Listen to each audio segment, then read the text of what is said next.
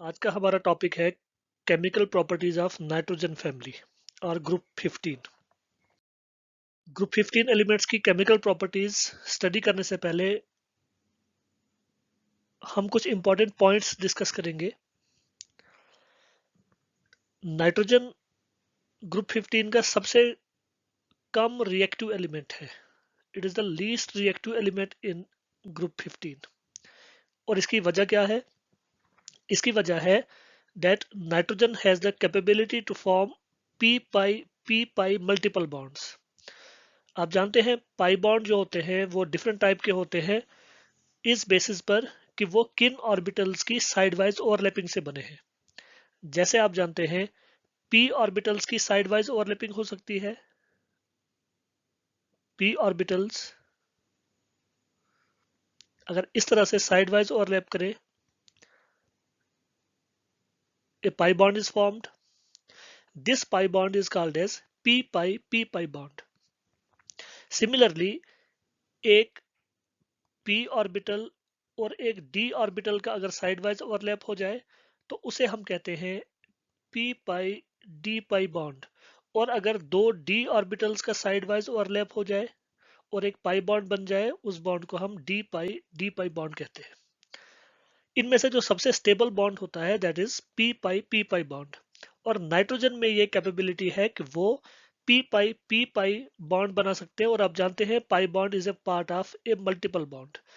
और ये bond nitrogen अपने ही एटम्स के साथ या कार्बन और ऑक्सीजन जैसे एटम्स के साथ बना सकता है जिनका स्मॉल साइज होता है और इलेक्ट्रोनेगेटिविटी जिनकी हाई होती है। अब इस पी पाई बॉन्ड बनाने की वजह से क्या होता है? इसकी वजह से नाइट्रोजन में एक मल्टीपल बॉन्ड पॉसिबल होता है।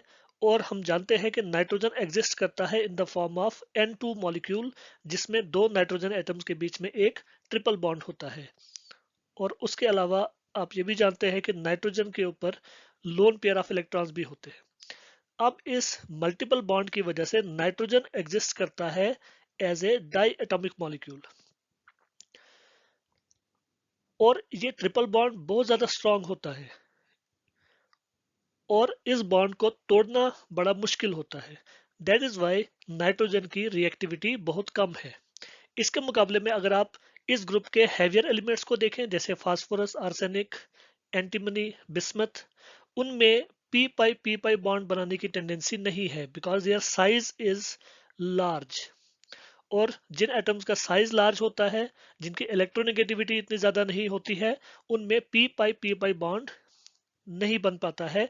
इसलिए फास्फोरस, आर्सेनिक जो होते हैं they do not exist in the form of diatomic molecules. और उनमें मल्टीपल बॉन्ड्स नहीं बनते, उनमें सिंगल बॉन्ड्स ही आमतौर पे एग्जिस्ट करते हैं।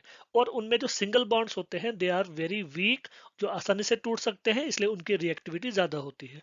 So because of the formation of P pi multiple bonds, nitrogen is the least reactive element in group 15। Phosphorus, arsenic, antimony जो हैं they exist in the forms which contain single bonds. उनमें multiple bonds exist नहीं करते और इस वजह से ये ज्यादा रिएक्टिव होते हैं।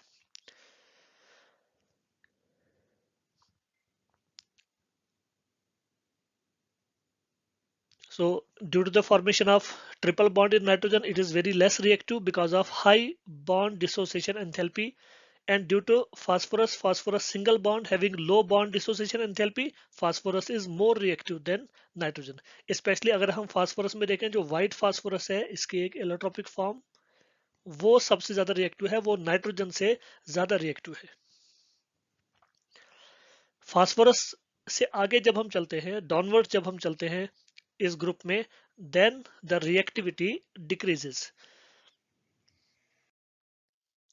अब हम बात करेंगे chemical properties of nitrogen family. Nitrogen family के एलिमेंट्स किन एलिमेंट्स के साथ रिएक्ट करते हैं और क्या क्या कंपाउंड्स बनाते हैं और उन कंपाउंड्स की प्रॉपर्टीज क्या है। तो first of all, reactivity towards hydrogen और फॉर्मेशन ऑफ हाइड्राइड्स। ये देखा गया है कि ग्रुप 15 के सभी एलिमेंट्स हाइड्राइड्स बनाते हैं हाइड्रोजन के साथ।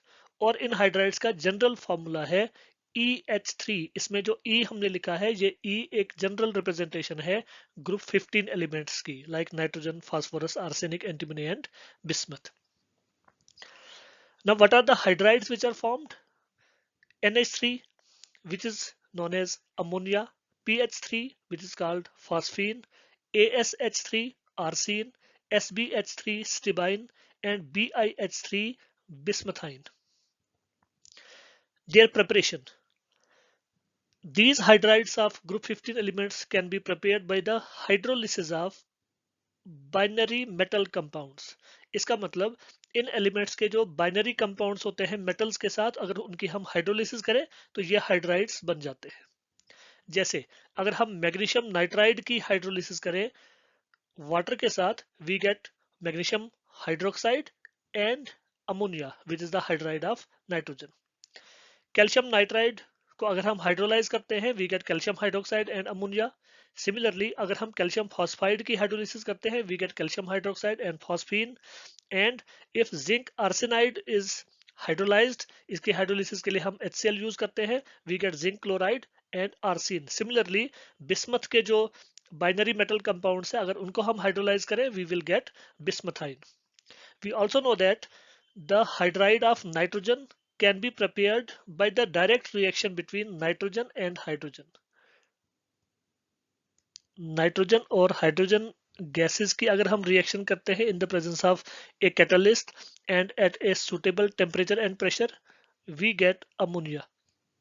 तो नाइट्रोजन का हाइड्राइड तो डायरेक्ट रिएक्शन से भी बन जाता है विद हाइड्रोजन, लेकिन जो बाकी हाइड्राइड्स हैं जैसे फास्फोरस, आर्सेनिक, एंटीमनी और बिस्मथ के हाइड्राइड्स हैं, वो डायरेक्ट कॉम्बिनेशन से नहीं बनते हैं, बल्कि उनके लिए हमें कोई इनडायरेक्ट मेथड यूज करना पड़ता है, जैसे हमने अभी हाइड्रोलिसिस की बात की.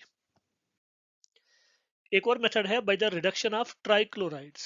नाइट्रोजन फैमिली के जो ट्राइक्लोराइड्स है, जैसे nitrogen trichloride, phosphorus trichloride etcetera, उनकी अगर हम रिडक्शन करते हैं, जैसे हम लिथियम एल्यूमिनियम हाइड्राइड यूज करते हैं एज रिड्यूसिंग एजेंट, तो उनकी रिडक्शन से भी हाइड्राइड्स बन जाते हैं, जैसे यहाँ पर हमने देखा NH3 बना. सिमिलरली अगर हम फास्फोरस ट्राइक्लोराइड की रिडक्शन करेंगे तो हमें PH3 मिलेगा एज द प्रोडक्ट.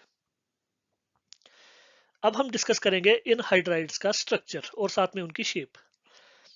तो सबसे पहले the hydrides of nitrogen family elements are covalent in nature. उनमें जो सेंट्रल एटम होता है, देयर हाइब्रिडाइजेशन इज sp3.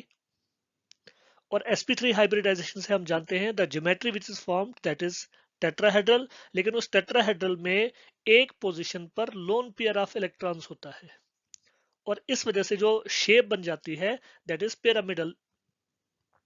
ये शेप आप यहां पर देख सकते हैं, इसमें सेंट्रल एटम हमने E शो किया है.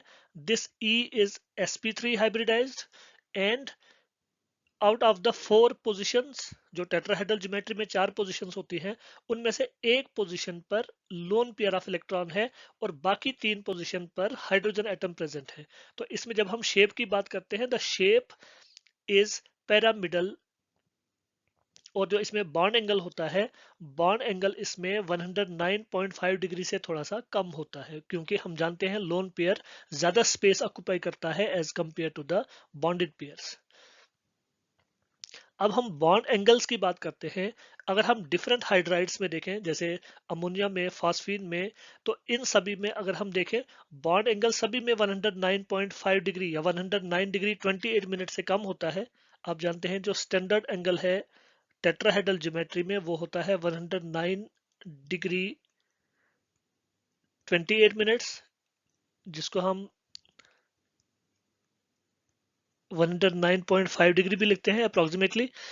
तो इन सभी में हम देखेंगे the bond angle is less than 109 degree 28 minutes. लेकिन डिफरेंट हाइड्राइड्स में हम देखेंगे क्या एंगल्स हैं.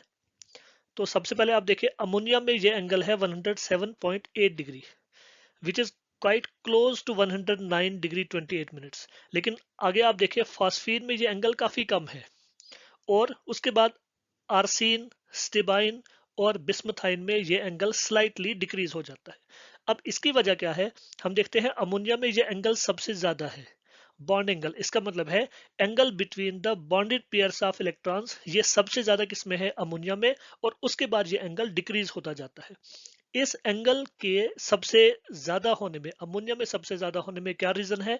रीजन है कि ये जो नाइट्रोजन एटम है it is very small in size और इसकी इलेक्ट्रोनेगेटिविटी काफी हाई है। Nitrogen atom is highly electronegative. इन दो फैक्टर्स की वजह से, नाइट्रोजन के स्मॉल साइज की वजह से और इसकी हाई इलेक्ट्रोनेगेटिविटी की वजह से क्या हो जाता है, नाइट्रोजन पर इलेक्ट्रॉन डेंसिटी काफी हाई हो जाती है। सो electron density on nitrogen is quite high. क्यों? क्योंकि ये जो बॉन्डेड पेयर्स ऑफ इलेक्ट्रॉन्स होते हैं जो नाइट्रोजन और हाइड्रोजन के बीच में जो शेयर हो रहे हैं, they are very close to nitrogen and because nitrogen has a very small size, therefore the electron density is very high. और इस वजह से जो बॉन्डेड पेयर ऑफ इलेक्ट्रॉन्स होते हैं, क्योंकि वो नाइट्रोजन के बहुत क्लोज है, तो उनके बीच में रिपल्शन भी ज्यादा होती है। और जब बॉन्डेड पेयर्स के बीच में रिपल्शन ज्यादा होगी, बॉन्ड एंगल भी ज्यादा होता है। So the bond angle is 107.8 degrees. अब जब हम फॉस्फीन में देखें, फॉस्फीन में फास्फोरस का साइज बड़ा है नाइट्रोजन से और साथ में इसकी इलेक्ट्रोनेगेटिविटी भी इतनी ज्यादा नहीं है। इसका मतलब है फॉस्फीन में जो बॉन्डेड पेयर ऑफ इलेक्ट्रॉन होंगे वो फास्फोरस के उतने ज्यादा क्लोज नहीं होंगे। इस वजह से फास्फोरस पर इलेक्ट्रॉन डेंसिटी कम होगी और बॉन्डेड पेयर्स के बीच में रिपल्शन भी कम हो जाएगी और इस वजह से बॉन्ड एंगल भी कम हो जाता है। उसके बाद आर्सीन में और ज्यादा इलेक्ट्रॉन डेंसिटी कम हो जाएगी, रिपल्शन और कम होगी, बॉन्ड एंगल भी कम हो गया and therefore with the increase in size of the central atom and decrease in the electronegativity, the repulsion between bonded pairs decreases and therefore the bond angle also decreases. Now the characteristics of hydrides. अब nitrogen family के जो हम hydrides पढ़ रहे हैं उनके characteristics क्या है? सबसे पहले आप देखें इनकी बेसिक स्ट्रेंथ। हम देखते हैं कि ये सारे ही हाइड्राइड्स बेसिक हैं और ये किस तरह की बेसिस है?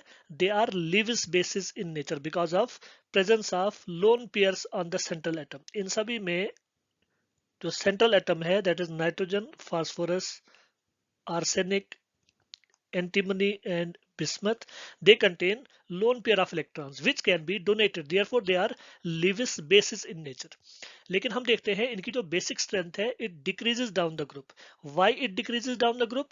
बिकॉज जो सेंट्रल एटम है जिसने इलेक्ट्रॉन पेयर डोनेट करना है उस पर इलेक्ट्रॉन डेंसिटी डिक्रीज हो रही है। अभी हम बात कर रहे थे the electron density on the central atom decreases down the group और जैसे जैसे इलेक्ट्रॉन डेंसिटी डिक्रीज हो जाती है the tendency of donating the electron pair वो भी डिक्रीज हो जाती है। इस वजह से बेसिक स्ट्रेंथ भी डिक्रीज हो जाती है।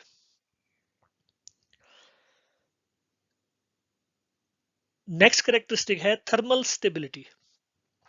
थर्मल स्टेबिलिटी का ऑर्डर हम क्या देखते हैं? It decreases down the group. मतलब अमोनिया थर्मली सबसे ज्यादा स्टेबल होगा और बिस्मथाइन सबसे कम स्टेबल होगा। थर्मल स्टेबिलिटी का मतलब है जब हम इनको हीट करते हैं तो वो कितनी आसानी से डिकम्पोज हो जाते हैं। जितनी आसानी से वो डिकम्पोज हो जाते हैं हम कहेंगे थर्मल स्टेबिलिटी उतनी कम है। अमोनिया की थर्मल स्टेबिलिटी सबसे ज्यादा है, इसका मतलब ये आसानी से डिकम्पोज नहीं होता जब हम इसको हीट करते हैं। Now the thermal stability is related with the bond strength of NH bond,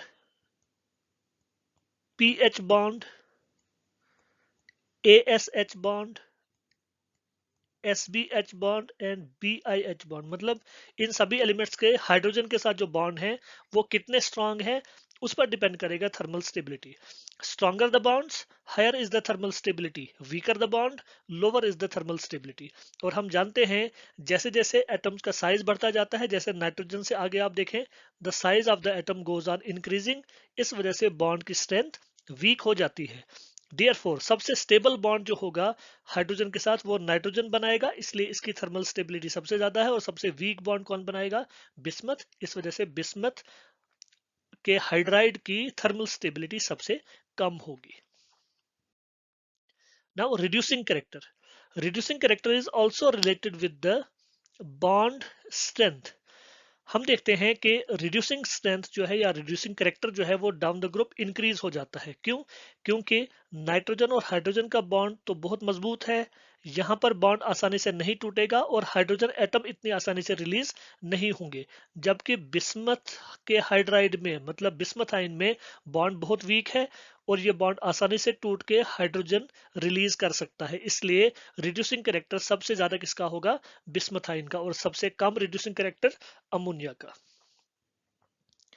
now boiling and melting points. अब ये जो बॉइलिंग और मेल्टिंग पॉइंट होते हैं they are related with the intermolecular forces. और हम क्या देखते हैं? हम देखते हैं कि अमोनिया में मेल्टिंग और बॉइलिंग पॉइंट ज्यादा होता है एज कंपेयर टू फॉस्फीन, और फॉस्फीन से आगे जब हम चलते हैं then the melting and boiling points they go on increasing. अब फॉस्फीन से लेकर बिस्मथाइन तक मेल्टिंग और बॉइलिंग पॉइंट क्यों इंक्रीज होते हैं? इसकी वजह है कि इनमें जो इंटरमॉलिक्यूलर फोर्सेस हैं they are weak van der Waals forces. The forces are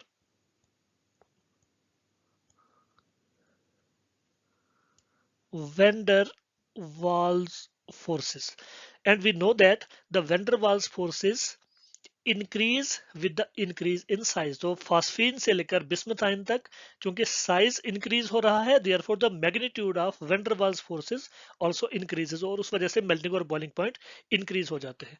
अब अगर हम साइज की बेसिस पर देखें तो अमोनिया का साइज तो सबसे छोटा है, तो इसका मेल्टिंग और बॉइलिंग पॉइंट सबसे कम होना चाहिए था, लेकिन हम जानते हैं ये ज्यादा है एज कम्पेयर टू PH3। और इसकी वजह है कि अमोनिया में हाइड्रोजन बॉन्डिंग एग्जिस्ट करती है। और हाइड्रोजन बॉन्डिंग क्यों एग्जिस्ट करती है? Because of high polarity. तो because of hydrogen bonding the melting and boiling point of ammonia is higher than expected. तो ओवरऑल अगर हम देखें मेल्टिंग और बॉइलिंग पॉइंट में phosphine has the lowest melting and boiling point in this group in among these hydrides. solubility solubility में अगर हम देखें अमोनिया वाटर में soluble है, और बाकी जितने भी हाइड्राइड्स हैं फॉस्फीन और बाकी के hydrides they are insoluble in water. Again the reason is the formation of hydrogen bonding. Only ammonia is capable of forming hydrogen bond with water, और वाटर में जो हाइड्रोजन बॉन्डिंग करे they are soluble in water. और phosphine और बाकी के hydrides चूंकि hydrogen bonding नहीं कर सकते therefore they are insoluble in water. Now, another chemical property is reactivity towards halogens or formation of halides. The nitrogen family elements form two types of halides, and these halides are trihalides and pentahalides. ट्राइहलाइड्स का general formula है MX3 और पेंटाहेलाइड्स का general formula है MX5। इसमें जो हम ये M लिख रहे हैं this M represents the group 15 elements like nitrogen phosphorus etcetera, और जो साथ में हम X लिख रहे हैं these X represent the halogen atoms like fluorine, chlorine, bromine, iodine. अब अगर हम इनकी शेप्स कंपेयर करें the trihalides are pyramidal in shape while pentahalides are trigonal bipyramidal in shape. In shapes को भी आप देख लीजिए। पिरामिडल शेप अभी हमने हाइड्राइड्स में भी डिस्कस किया था। पिरामिडल शेप में क्या होता है, जो सेंट्रल एटम है यहाँ पर हम M से रिप्रेजेंट कर रहे हैं, इसकी ओवरऑल जो ज्योमेट्री है वो टेट्राहेड्रल है, लेकिन इसकी जो शेप है that is pyramidal because one of the positions is occupied by a lone pair of electrons. Pentahalides में ज्योमेट्री होती है ट्राइगोनल बाइपिरामिडल, और आप जानते हैं ट्राइगोनल बाइपिरामिडल में तीन पोजीशंस, ये तीन पोजीशंस कहलाते हैं इक्वेटोरियल, और दो पोजीशन कहलाते हैं एक्सियल। इक्वेटोरियल पोजीशंस के बीच में अगर हम देखें the bond angle is 120 degree, और जो एक्सियल पोजीशंस हैं उनका एंगल इक्वेटोरियल के साथ अगर हम देखें दिस इज 90 डिग्री। तो इस शेप में ट्राइगोनल बाइपिरामिडल शेप में हम देखते हैं इक्वेटोरियल और एक्सियल, और जो एक्सियल बॉन्ड इसमें होते हैं these axial bonds are slightly elongated.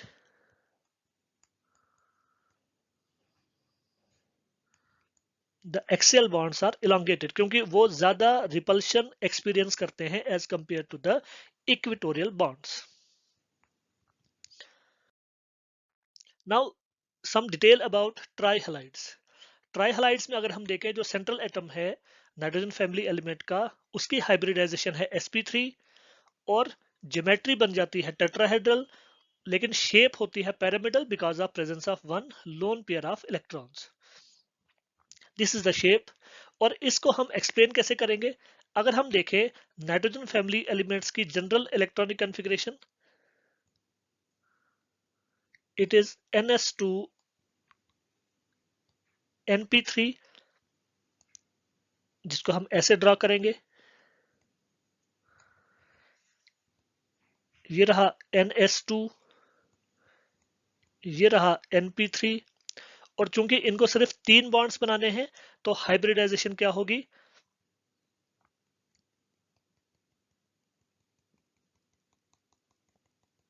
Hybridisation हो जाएगी sp3।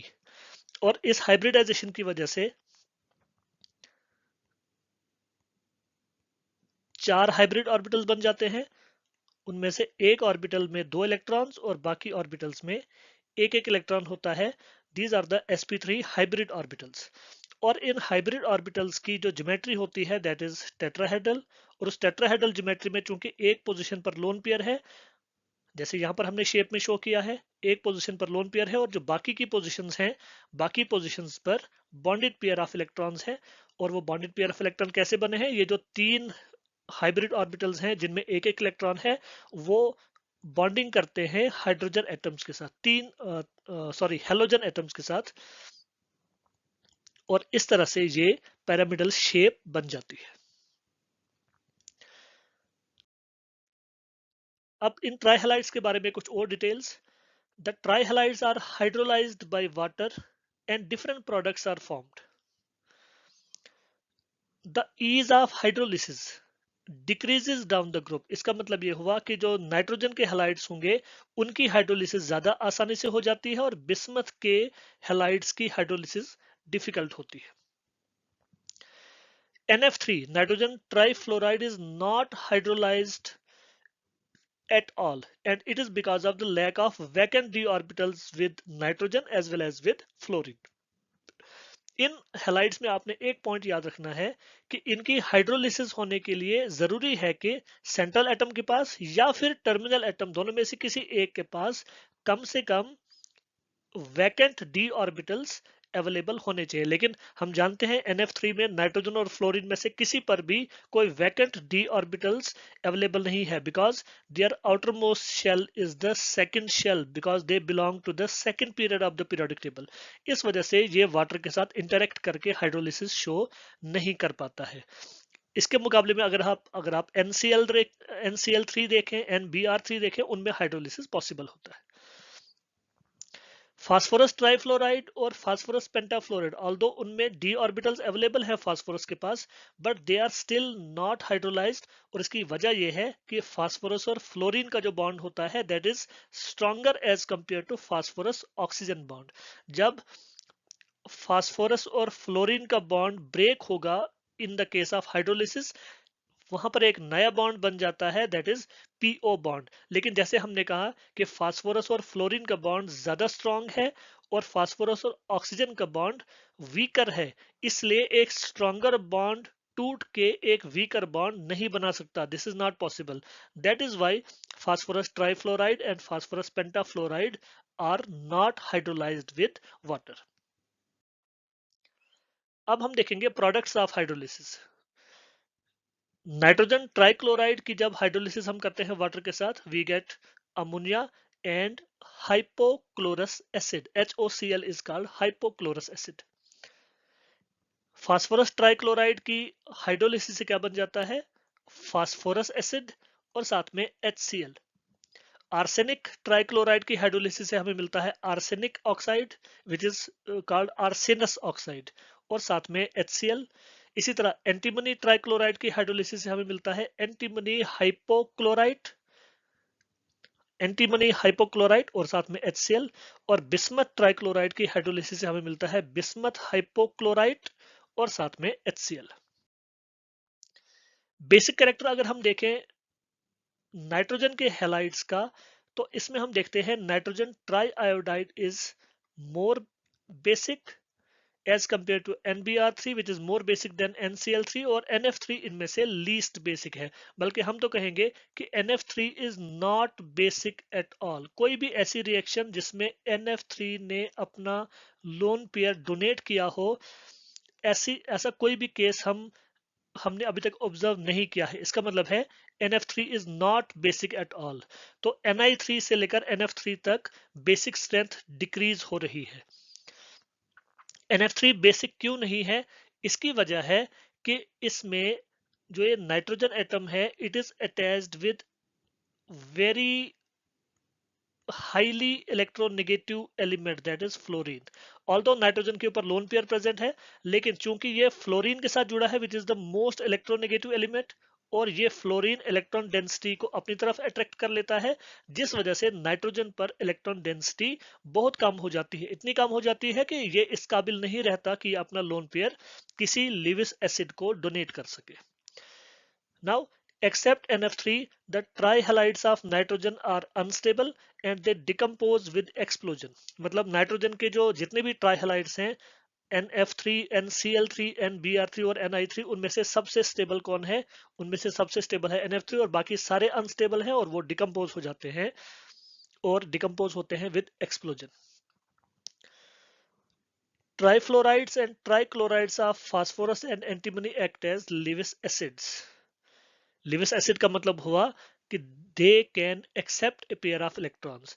अब फास्फोरस और एंटीमनी के जो ट्राई फ्लोराइड्स और ट्राइक्लोराइड्स है, वो क्यों इलेक्ट्रॉन पेयर एक्सेप्ट करते हैं? Because of presence of vacant d orbitals in their outermost shell and the acidic strength decreases down the group. ये ऑर्डर आप देखें, PCl3 सबसे ज्यादा एसिडिक होगा, उसके बाद AsCl3, उसके बाद antimony trichloride.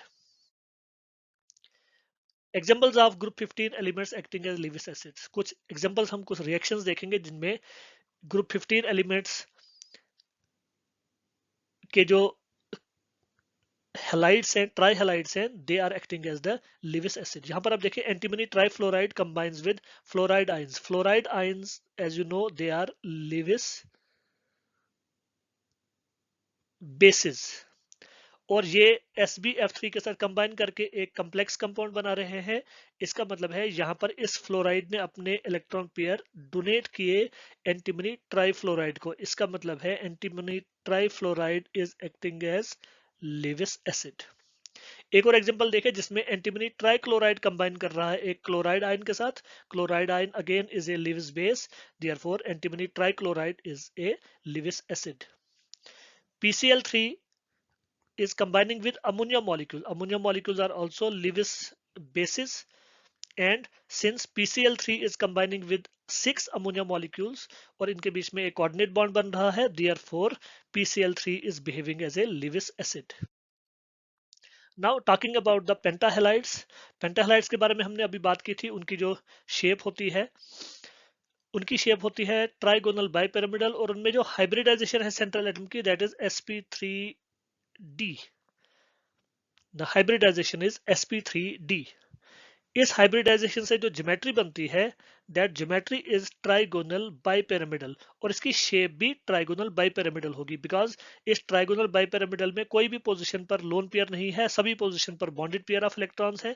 Therefore the shape is the same as the geometry of this molecule. और ये शेप हम ऑलरेडी डिस्कस भी कर चुके हैं, इक्वेटोरियल एक्सेल पोजीशन हमने बात कर ली।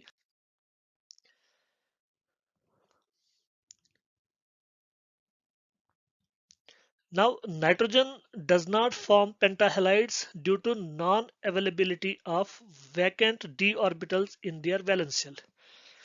देखिए, पेंटाहेलाइड बनाने के लिए क्या होता है, जो हमने अभी इलेक्ट्रॉनिक कॉन्फ़िगरेशन की बात की थी, हमने कहा था the valence shell configuration of group 15 elements is NS2Np3, और ये ग्राउंड स्टेट में सिर्फ 3 ही बॉन्ड बना सकते हैं, लेकिन पेंटाहेलाइड में इनको 5 बॉन्ड्स बनाने हैं। तो 5 बॉन्ड बनाने के लिए एक्साइटेशन की जरूरत होती है। हम जानते हैं s ऑर्बिटल के बाद p होता है और p के बाद d ऑर्बिटल्स भी अवेलेबल होते हैं।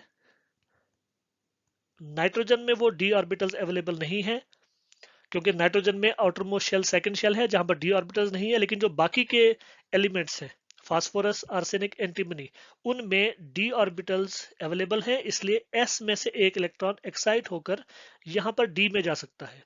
और एक्साइटेशन के बाद क्या होगा? एक्साइटेशन के बाद s ऑर्बिटल में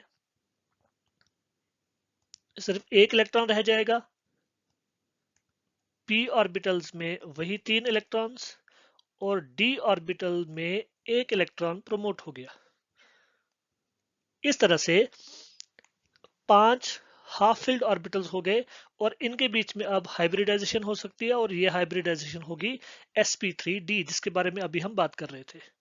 sp3d हाइब्रिडाइजेशन हो जाएगी, जिससे ट्राइगोनल बाइपिरामिडल ज्योमेट्री बन जाएगी, फिर 5 बॉन्ड बन जाएंगे, जिससे ट्राइगोनल बाइपिरामिडल शेप भी बन जाएगी। लेकिन नाइट्रोजन में ये पॉसिबल नहीं है। Why? Because nitrogen does not contain any d orbitals in its valence shell, therefore nitrogen में पेंटाहेलाइड बनने की टेंडेंसी नहीं है, जबकि बाकी एलिमेंट्स में फास्फोरस, आर्सेनिक, एंटीमनी और बिस्मथ में पेंटाहेलाइड्स बन सकते हैं because of presence of vacant d orbitals in their valence shell.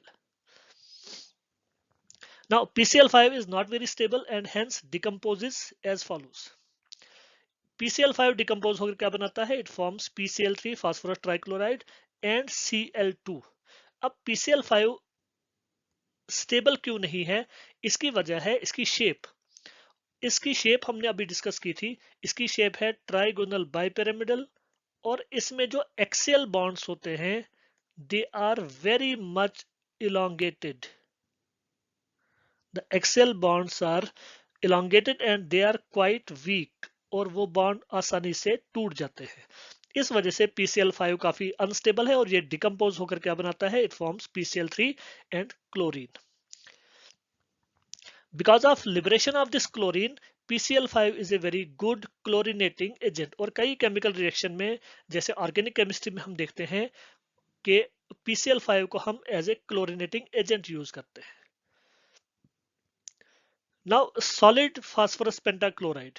Solid phosphorus pentachloride is an ionic compound जिसमें PCl4 पॉजिटिव और PCl6 नेगेटिव आयंस एग्जिस्ट करते हैं. एक्चुअली दो PCl5 के मॉलिक्यूल्स में एक Cl नेगेटिव का एक्सचेंज हो गया है. एक मॉलिक्यूल जिसमें से Cl नेगेटिव निकल गया, वहां से क्या बन गया? PCl4 पॉजिटिव, और जिसमें Cl नेगेटिव ऐड हुआ वो बन गया PCl6 negative. This PCl4 positive is tetrahedral in shape, while PCl6 negative it is octahedral in shape. तो इस तरह से PCl5 जिसकी शेप अनस्टेबल थी, जिसकी शेप ट्राइगोनल बाइपिरामिडल थी, जिसमें हमने बात की एक्सेल बॉन्ड्स वीक होते हैं, आयोनिक फॉर्म में, सॉलिड फॉर्म में उन्होंने क्या किया? उन्होंने दो एक कैटायन और एक एनाइन बना दिए जिनकी शेप्स टेट्राहेड्रल और ऑक्टाहेड्रल है, which are more stable as compared to the trigonal bipyramidal shape. Now Pi5 phosphorus pentaiodide, it does not exist. अब इसके एग्जिस्ट न करने की वजह क्या है? वजह है large size of iodine atoms. Iodine atoms का साइज बहुत बड़ा होता है as compare to phosphorus atom. इस वजह से फास्फोरस अपने अराउंड 5 आयोडीन एटम्स को एकोमोडेट नहीं कर पाता है. और इसके अलावा इनके बीच में जो इलेक्ट्रोनेगेटिविटी डिफरेंस है वो भी काफी कम है.